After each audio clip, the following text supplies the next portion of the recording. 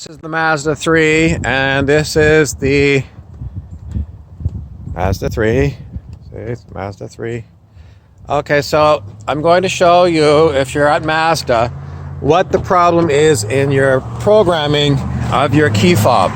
Okay, now so what I do is, like many people, I put my key fob in here because I'm already sitting down and it's hard to jam it into my pocket. So I put it in there, okay?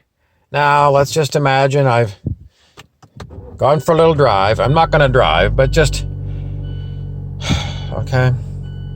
Now what I'm gonna do is, okay, let me just drive. I'm not gonna drive.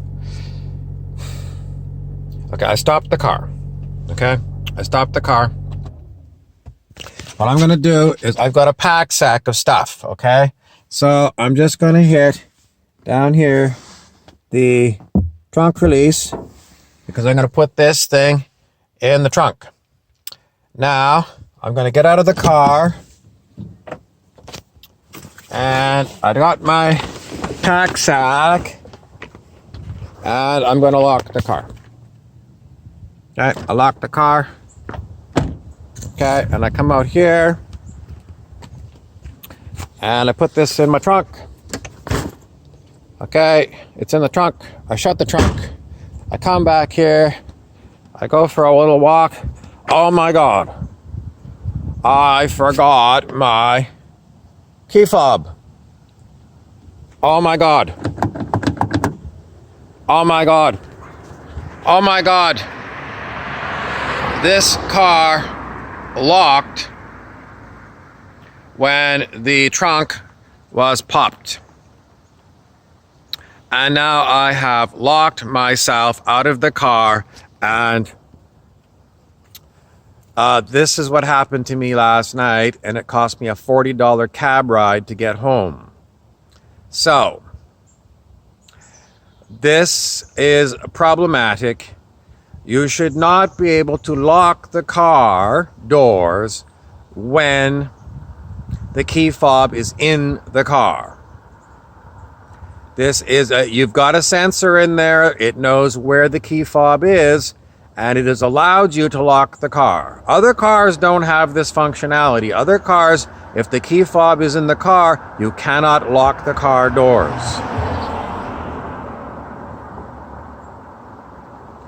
Now maybe you're thinking, well, if I'm living in Detroit, Michigan, and there is a dangerous part of town, I want to lock the doors when I'm in the car.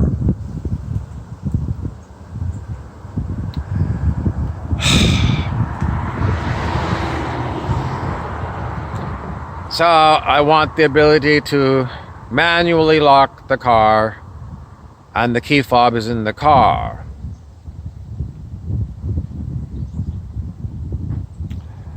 I'm certain that the whole machine is too primitive. It's too primitive. In other words, you're using these key fob things as a method of security, and they're a pain in the ass. Your car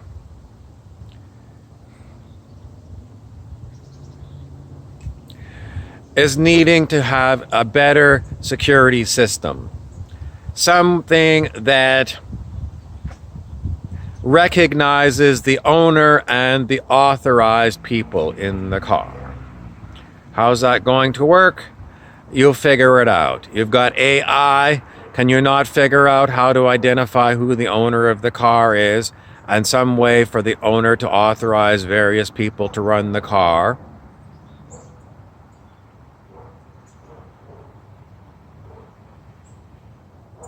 Maybe by voice print or something.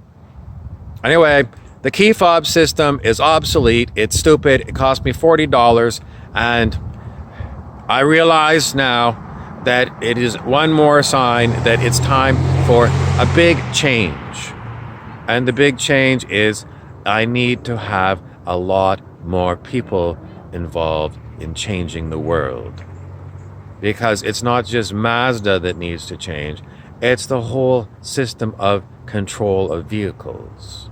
It's the whole way we go around owning vehicles, because ownership is the main reason that we have pride. And pride of ownership is why we don't go around abusing cars, because it's our car and we're not going to want to have a huge repair bill if we damage it on purpose on a joyride.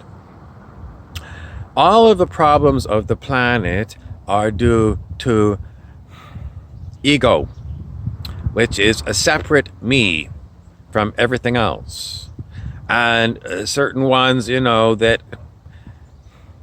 are going to abuse this ability to be a separate thing and go on wild joyrides with stuff. How is it going to be fixed? Mostly if enough people meditate and get into silence, the others that don't meditate will be separated. And as they get more and more separated into their separate system, they will become less and less happy with their system. Because the system of separation is a system of can't get with all the big jack-o'-lantern people. Who are the jack-o'-lantern people? The jack-o'-lantern people are the ones, in Halloween time that are, getting into the spirit of things. So if you're not in the spirit of things, are you really happy? I don't think so. You're feeling isolated. You're feeling like you're left out. And all you have to do is just get the spirit, join the party.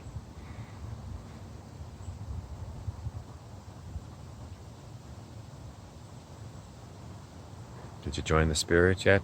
Okay, the end result of all of this talk is, once again, I have locked myself out of the car, but this time I brought a second key fob because I knew I was going to do this video. In the olden days, we used to have a second manual key and put it into our wallet just in case this happened, because it's happened since the time cars were invented and key starting and key locks were invented. You can't really carry around a second key fob. It's thick like this. You can't carry it around in your wallet. It's too bulky. So maybe the key fob system needs to go, and maybe it should be miniaturized. And the key fob should be something small enough to fit into your wallet. A little credit card, like, a credit card thin thing. Then you could just leave it in your wallet and you wouldn't even have to pull it out. Which brings me to the next topic, which is the next advancement. Some people say is we're just going to be microchipped. They're going to inject a little microchip into your body, and everything that you need to have security-wise and all your information microchipped. I don't like this method because I don't think you should be putting implants into your body. So what's better?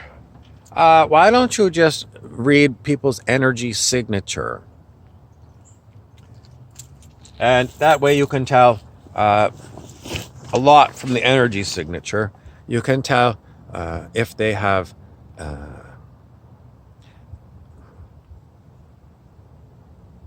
what? The point is, energy signatures are basically something that humans can tell. Can machines tell what energy signatures are? I don't know. But what do I mean by energy signatures? It means consciousness. It means consciousness. Consciousness can recognize other beings of consciousness.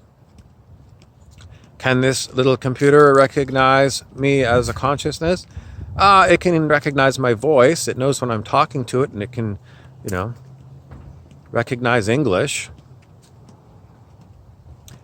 But does it know it's me, Bob? I think there are technologies that can recognize me, Bob.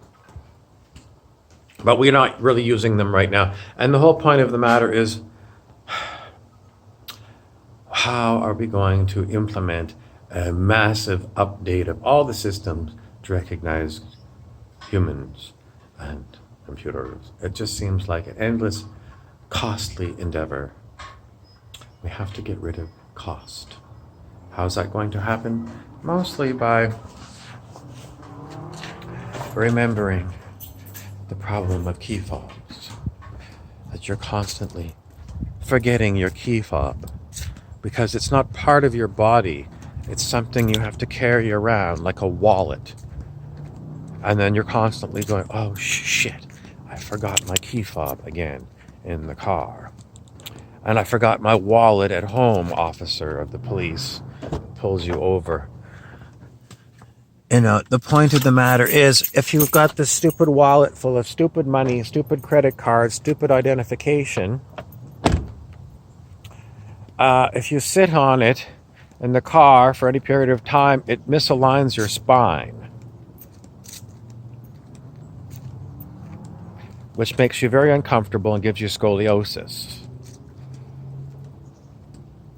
So, and then, you know, you take it out of your pocket and you put it in that little bin in the car and it gets forgotten, locked in the car, or it gets forgotten at home. The problem is, again and again, if we're going to modernize society, we have got to get rid of all of this stupid stuff that we have to carry with us everywhere. There'll be more topics like this to come.